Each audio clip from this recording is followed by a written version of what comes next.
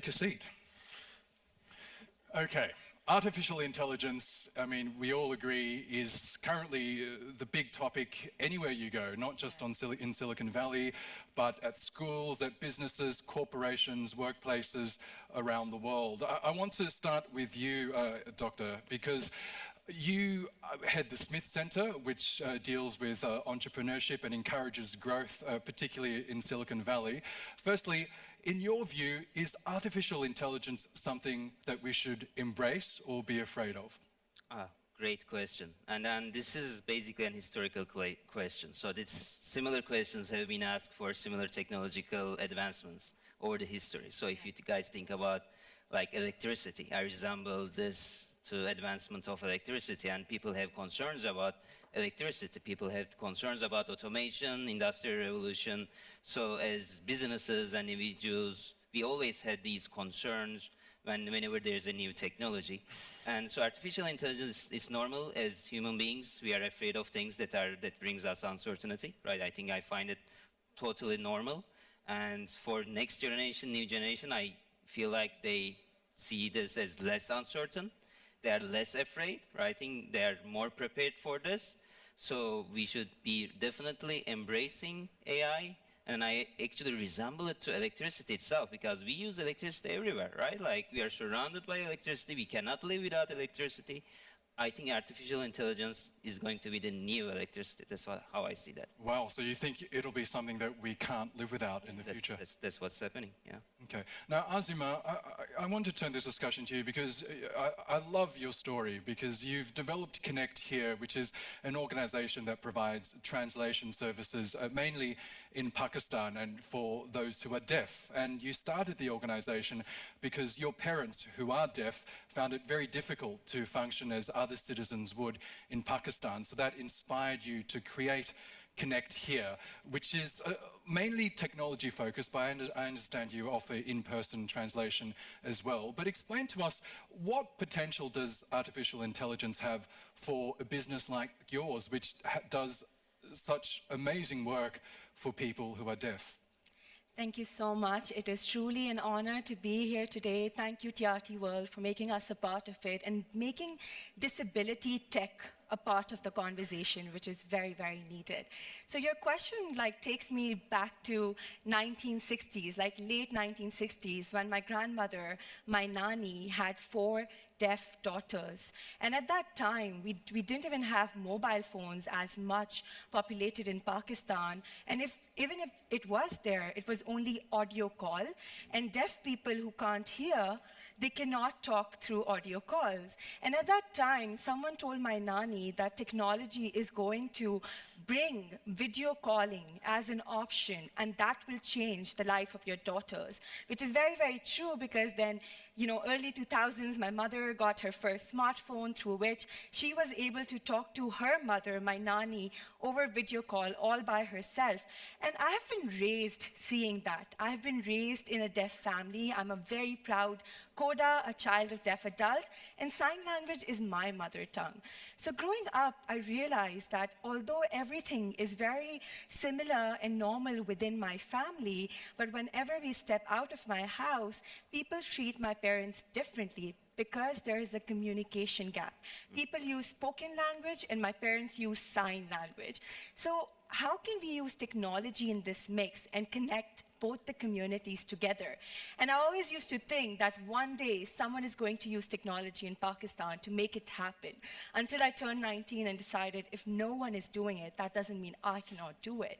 And we took that video calling idea and turned it into a platform that connects deaf people to online sign language interpreters through their mobile phone. So now a deaf person has a mean of communication in their pockets. And that has truly changed the way people live in Pakistan now, the deaf community live in Pakistan now. And the best example of that is my mother. She's a banker, and she used to work in the banking industry, but whenever she would go for a training opportunity, she would just sit there and there would be no interpretation, and because of that, she could not progress. But now in Pakistan, deaf bankers have our technology, and we have a brilliant example of a banker who presents in front of his board members using this tech. And I think that's the change that we saw through the technology, the power of technology, and it is just to grow. We want to bring AI, sign language automation, not to replace human, but to assist in places where human interpretation cannot reach. And I truly, truly think persons with disability, if they are given technology, there are brilliant examples, if you ask me later. There's so many examples of how now people recognize assistive technology can really, really allow persons with disability to be a part of economy. And if we can do it in Pakistan, we can definitely do it all across the world. Amazing. Now, Miguel, you run Dengun. You co-founded the company and are currently the CEO. Dengun, describe to us what Dengun is, because when you were telling me about it, there are so many arms to it. You've grown so much over the last few years. How would you describe your company? Thank you for the question, but first and foremost, thank you for the invite. It's been lovely. I've been loving Istanbul, so honored to be here with this panel and in this great city. So with that said, Dengun is a digital group. That's the best way I would describe it, where we have 4 business areas. One is we build products like apps, like the biggest competitor of TikTok, for example, Thriller, 300 million monthly active users. That was one project we were very proud of building. The other is a digital agency, marketing and helping companies and entrepreneurs find clients and growing their business. The third one is an outsourcing and recruitment in tech, so that we help tech founders to build teams to get their startups going. And the last one, that's the one where my heart sits closer, that's a startup studio or a venture studio. So it is an entity, a little bit from an accelerator or an incubator, that becomes almost a co-founder of great founders that want to build great companies to change the world, and we can take care of the tech with the engineering part. We can help them market themselves and find the first clients and hire their first team members and let them grow. Hopefully that helps. Yes, it sure does. And while you're based in Portugal, I understand you do a lot of your work in the United States, Silicon Valley, New York, for example. Yeah, I had the opportunity, and I normally say this, I'm blessed that my parents were not wealthy and they needed to find better opportunities, and they moved to China when I was very, very young, to Macau, and that was the best thing that could happen to me, because I was immersed in different cultures, seeing that the world, it's not my little bubble, there's much more out there, and I'm truly blessed and honored to have that opportunity.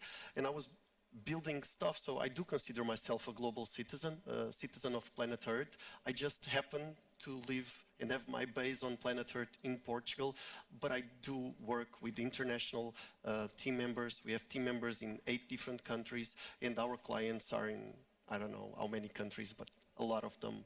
So I can imagine that as a lot of the world is now talking about AI, that it must now be quite a significant focus of your work. So how are you incorporating the issue of artificial intelligence with your business? Yeah, so I honestly think Gen AI, generative AI, LLMs, OpenAI, that's the most common name, it's going a bit too fast, because I keep walking down the street and thinking in prompt engineering. So I'm thinking about something and I'm thinking, how do I structure this to talk with ChatGPT, basically? And that, I think, it's the best way to describe how profound the change is. My brain is working in a different way than it was 1 year ago, and I see it as my assistant, my second brain. That would be, that's the best way to see it now. And at the company, on the digital agency part, we were quite worried, because this is an innovation cycle like electricity, like Izet just said, and if we don't prepare for it, working on a digital space, we are going to get behind. There's going to be another digital agency that it's going to use AI and Gen AI to build content, social media posts, to act as a consultant and even a strategic advisor. So we are building the tools to disrupt ourselves. If not, we're going to be disrupted. So we built an innovation lab on LLMs and AI 1 year ago. We hired 5 people and a very senior AI expert to do R&D investigation on these topics and build tools to disrupt the low-hanging fruit that I would say is the agency. So it's across the board. I've been talking to ChatGPT more than with people lately, so it's a bit scary, but it is, if I have a question or I need to think about something, why not talk ask it, and then digest that information and make an educated decision. Be very careful because it hallucinates a lot, so don't take everything for granted, but I am using it more and more. Now, it's interesting, Miguel referred to AI as his second brain. You compared AI to electricity in that it's something that we won't be able to live without in the future. Now, a lot of people were afraid of electricity when it was invented many years ago. A lot of people were afraid of the internet as well in the 90s and the impact that might have. But I think we can all agree that many of us probably couldn't function without the internet at this point. So as someone who heads the Smith Centre, which encourages startups, finds funding for them, but you're also a lecturer in entrepreneurship, what are you teaching your students and the future business leaders about AI? What are you teaching about how they can prepare for it? How to embrace change. Change is going to be there. So no matter what we do as individuals, change is going to be always there.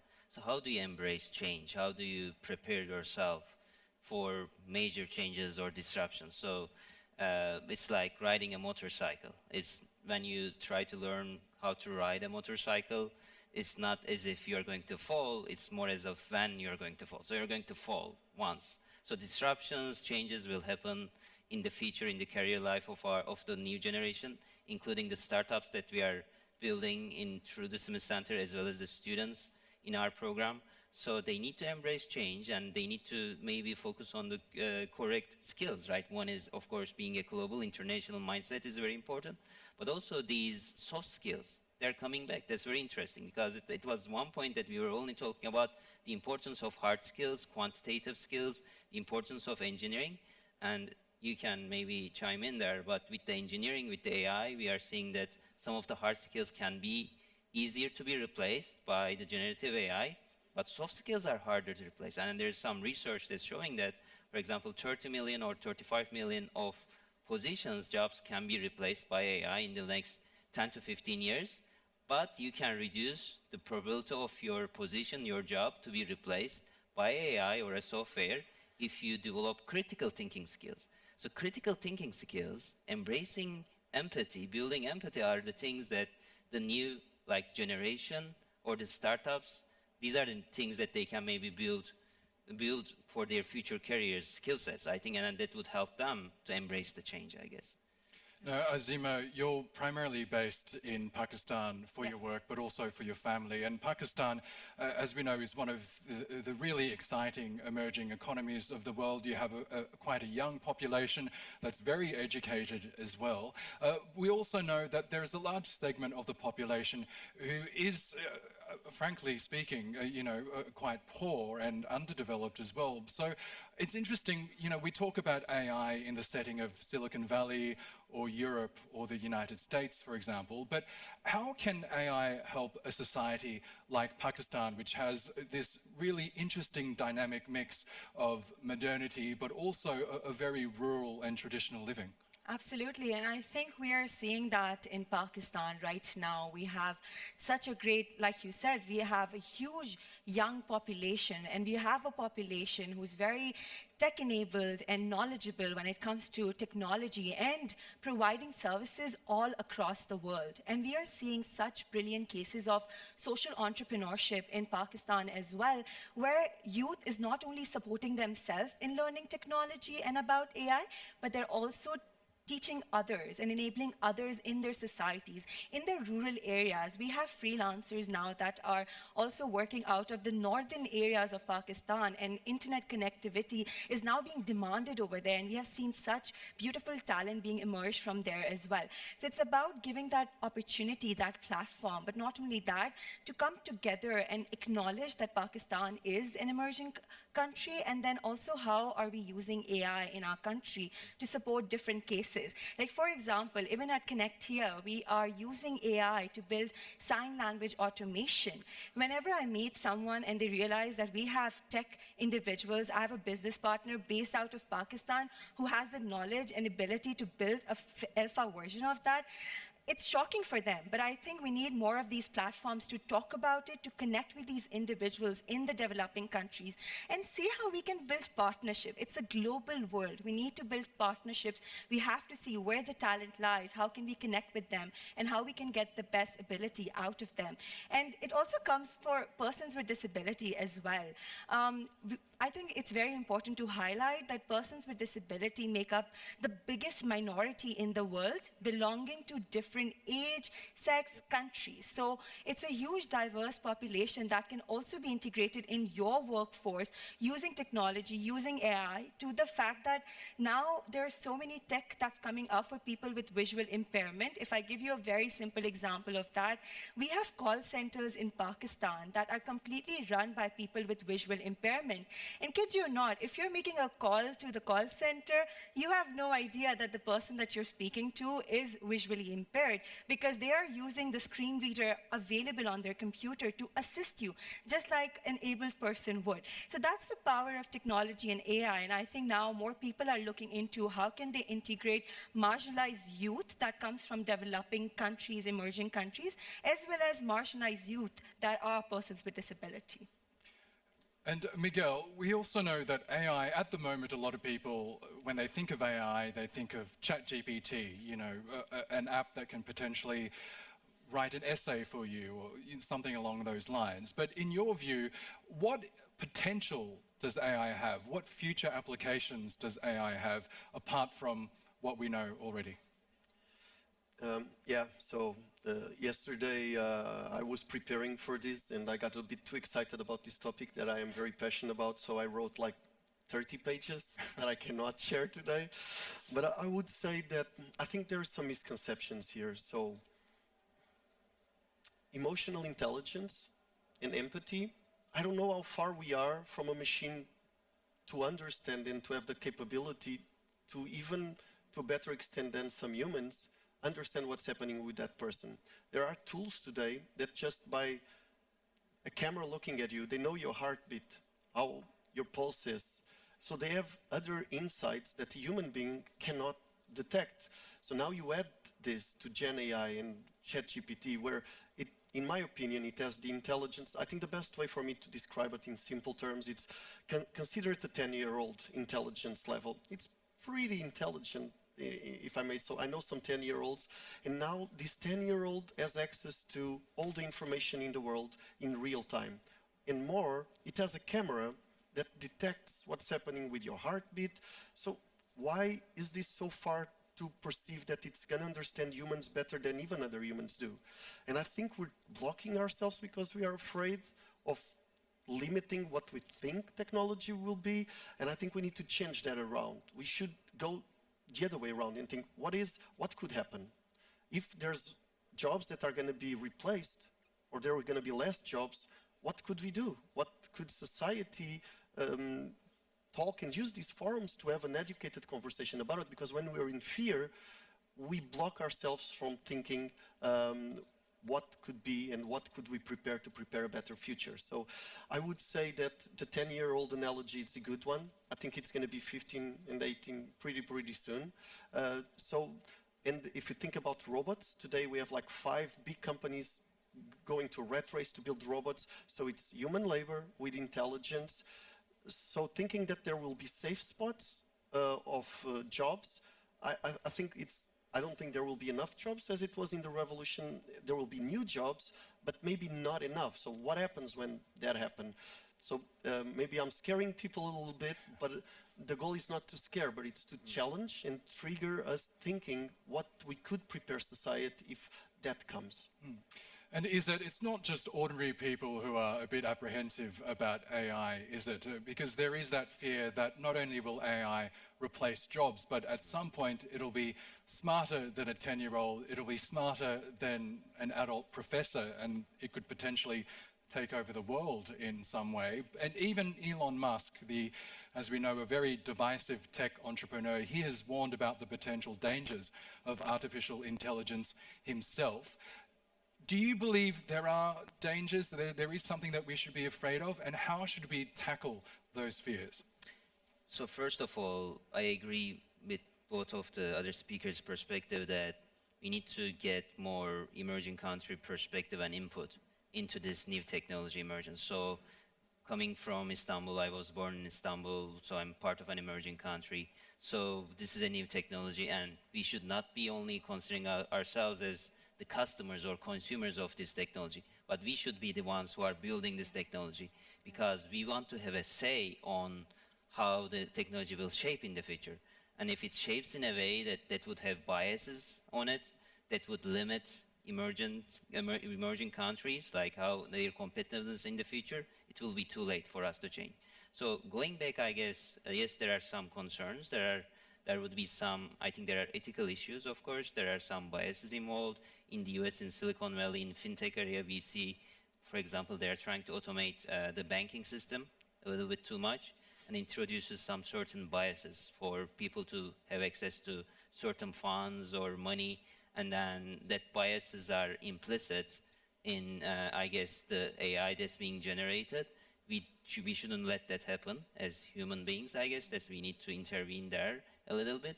But what makes me concerned a little bit, how do we train these models? We train these models based on the data that's available, right? But here's an interesting statistics that I ran into. So currently, I think around 40% of the information on internet has been produced by some kind of an AI. This number will go to 80% in 5 years. And then there's a possibility that most of the content that would be on internet will be generated by AI. So if we keep training, how are we going to build our solutions based on the data that's been generated by AI? Where do we come in, right? So those are big, challenging questions. I don't have an answer, but I think we have an amazing audience here. These are the change makers, the future. This is the future, and they will have amazing answers to these big questions. Absolutely. That's right. And Azima, we know your business focuses on the disability sector, and you made such an important point earlier in that the disabled or differently abled are perhaps the most biggest and in some ways forgotten minorities globally. You know, your business Connect here is one way that will bridge that gap and is bridging that gap actively in Pakistan. But are you worried that perhaps those who are disabled or differently abled will be left behind in this tech race and the race towards AI? I think both the panelists are right about the fear and the anxiety attached to AI being there. However, if we flip the coin, the way that I see it is after years and years of persons with disabilities actually being left behind, through technology now, they can sit at their home and become freelancers, writers, coders, and nobody has to know about their disabilities. So I definitely see that technology and AI will and have empowered them more than before. However, of course, a race is a race, and we do fear that once again they will be left behind. However, the more the youth talks about it, the more individuals who are sitting over here who are conscious about the businesses that you all will build, the communities that you all end up working with, always have your disability lens on. You don't have to be a coder like myself. You don't have to be a person with disability like yourself. Number one, like my fellow panelists said, constantly think about what can you do to not be fearful, but to be aware about how the technology is increasing and growing, what sort of job opportunities, new job opportunities are going to be created. And while you're doing that, always have your disability lens on and think about how could we empower this population when we are in this journey as well. Because this population has been left behind for such a long time, there happen to be more passionate, more committed, and more focused. Last week in Pakistan, we did a career fair with 30 companies, and we had about 1,000 persons with disability between the age of 18 to 35 over there talking to corporates and proving the kind of talent that they have, the technology that they are aware of. And it's only because we're talking about it more and more, we're creating these spaces that it's happening. And that would be my request to the dear audience. We're not in new normal. We are in new now. The now is it's gonna keep on happening, and we have to adjust to it, and we have to remember not to leave people behind who make up the largest minority in the world. It's such a good point, isn't it, Miguel? Because, you know, when we think about startups or businesses, AI startups even, the focus is how can we make money through a certain app or a certain business. But there is also money to be made in addressing social inequality as well, isn't there? I mean, Azima's Business Connect here is one example of that, using tech and eventually AI to help those who are deaf get on with everyday life. And you have many clients in business and in government as well. In your work, trying to build up startups and also to help various businesses as well, do you see a lot of social enterprises coming your way? Is that a segment of the, I guess, of the sector that is untapped at this stage? Yeah, that's a hard one, and so I am an entrepreneur and a serial entrepreneur and super passionate, and I love entrepreneurs, and if I see a new entrepreneur with a new company, I want to help and give back. But I also have the philanthropy hat where I run a non-profit association, and so I think I can do the parallelism here. The thing with business and companies normally are profit-driven.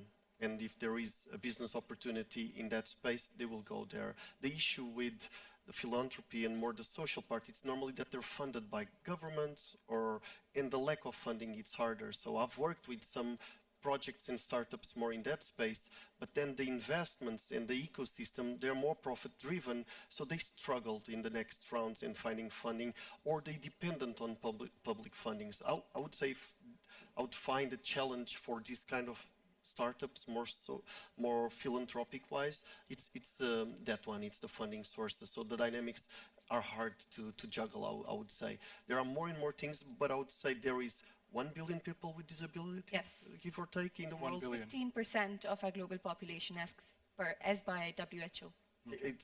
And these people eat and they're consumers. So from a profit and integrating them in the business, there is an optimization and more stuff that they can do better than even other people, because they're more focused, more specialized in certain things. So I think there is an upside there. And also as consumers, I think from a business and economic perspective, combining it with the funding grant and the philanthropy part of it could be a better way to try and build more social startups, I would say. Now, I'm conscious of the time. We only have about 4 minutes left. So as we look around and we see our amazing audience of the future leaders, future politicians perhaps, future business leaders, future NGO workers, what is your message to them in terms of artificial intelligence and technology more broadly? What would you say to them in terms of embracing AI in whatever their future holds? So don't look at the technology. Don't focus on the technology, focus on the problems. You have an amazing story, right? Problems are what generates solutions, but start with the problem. And then be part of the problem and look around and then try to solve it. It's a social problem or a problem that comes into your life that needs to be solved. Just focus on the problem, then let's look at the technology later. Like, let's see which technology fits better. So don't be obsessed with technology. Technology is changing. There will be new technologies. There will be new trends. We'll keep building it. This is part of our kind of evolution. But then I think we should be focusing on actual problems and be part of those problems. That would be my message. Azima, can I pose the same question to you? As you look around and see an audience of the future leaders, what would you say to them in terms of what technology and AI can mean for them? Absolutely. I think I really agree with Izzat over here. First of all, look at the problem that you can solve, that you are passionate about, and how you can use technology and AI into the entire play. And another message over there for all the youth out there would be, don't doubt yourself. I come from a low middle class family. I didn't have my first flight till I was 15 years old. I didn't think that I would be able to do it until I took the first step and reached out to people and requested them to be a part of my journey. I would write 100 emails and hear back from 2 people, but those 2 people would actually make a difference in the work that we're doing. So that would be my advice to all of you, that you have the power and potential to be a part of what's happening currently in the world, to make a difference. Don't doubt yourself and support each other in the journey. And if there's anything that I can do in your journey, please let me know. Thank you. That's very kind. And Miguel, last but not least, I mean, you work with people of all ages in the tech sector. Your business, you were a startup yourself once, and now you help startups grow. So among our audience, I'm sure there are future tech entrepreneurs as well. What would your advice be to them?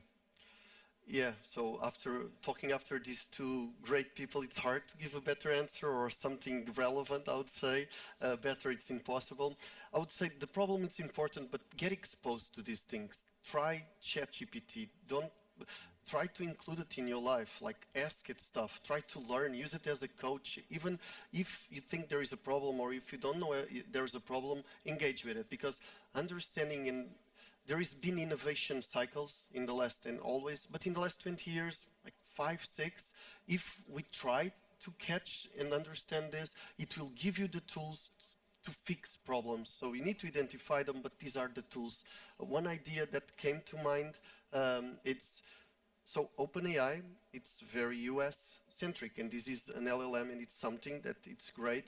But for example, getting the best minds in Pakistan, Turkey, Portugal, and trying to build a next LLM that is an alternative for this. It's maybe it's a crazy idea, but we need other alternatives, because if not, we're going to use the infrastructure that's there, and we're not building our own infrastructure. So what I would say is, if there's anyone in the audience that would like to be a part of it, please reach out to my friends, and I would be happy to help as well. Amazing. Okay, and on that note, that brings us to the end of this session. Can we please thank our panelists, Azima Danji, Dr. Izzet Darendeli, and Miguel Fernandez. Let's go!